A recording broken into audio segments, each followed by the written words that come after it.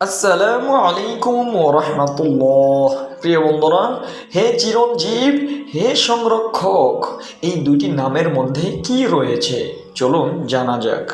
হজরত আলী রাদিয়াল্লাহু তাআলা আনহু বলেন, বদরের যুদ্ধের দিনে আমি কিছুক্ষণ যুদ্ধ করে রাসূলুল্লাহ সাল্লাল্লাহু আলাইহি ওয়াসাল্লাম কি করছেন তা দেখার জন্য খুব তাড়াহুড়া করে ফিরে আসলাম।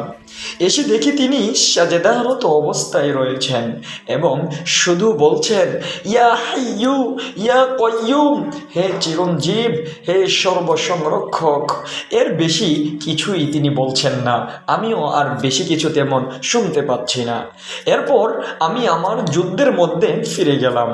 কিছুক্ষণ পরে আবার আসলাম, দেখি তিনি সাজদারত অবস্থায় ওই একই কথা বলছেন, ইয়া হাইয়ু ইয়া কয়্যুম, হে চিরঞ্জীব, হে সংরক্ষক।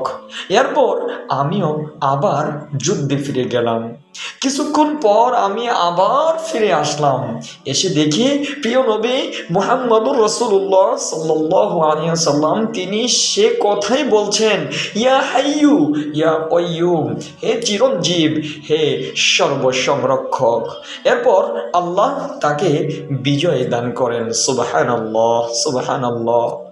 হাইসামি হাদিসটির সনদ একদমই হাসান। প্রিয় বন্ধুরা, বদরের মতে যুদ্ধে যদি আল্লাহ রাব্বুল আলামিন মুসলমানদেরকে এই ছোট্ট দুটি বাক্যের মাধ্যমে বিজয়ী করতে পারে, তাহলে আমাকে আপনাকে কেন আল্লাহ রাব্বুল আলামিন বিজয়ী করবে না?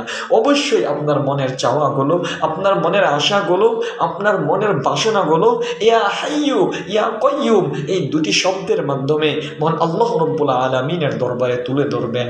অবশ্যই অবশ্যই মহান আল্লাহ রাব্বুল আলামিন আপনার সেই মনের আশা আকাঙ্ক্ষা চাওয়া পাওয়াগুলো পূরণ করে দিবেন, বিজয়ী করে দিবেন ইনশাআল্লাহ। আপনাকে যেমন বিজয়ী করেছিলেন বদরের যুদ্ধে মুসলমানদেরকে, মুহাম্মদুর রাসূলুল্লাহ সাল্লাল্লাহু আলাইহি ওয়াসাল্লামের এই ডাকে অবশ্যই অবশ্যই আমরাও এই ডাকগুলো আল্লাহ রাব্বুল আলামিনকে ডাকবো।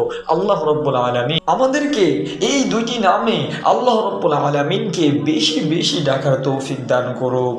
আমিন সুম্মা আমিন। প্রিয় বন্ধুরা, সকলেই ভালো থাকবেন, সুস্থ থাকবেন এবং বেশি বেশি আমলটি করবেন। আসসালামু আলাইকুম ওয়া রাহমাতুল্লাহি ওয়া বারাকাতুহু।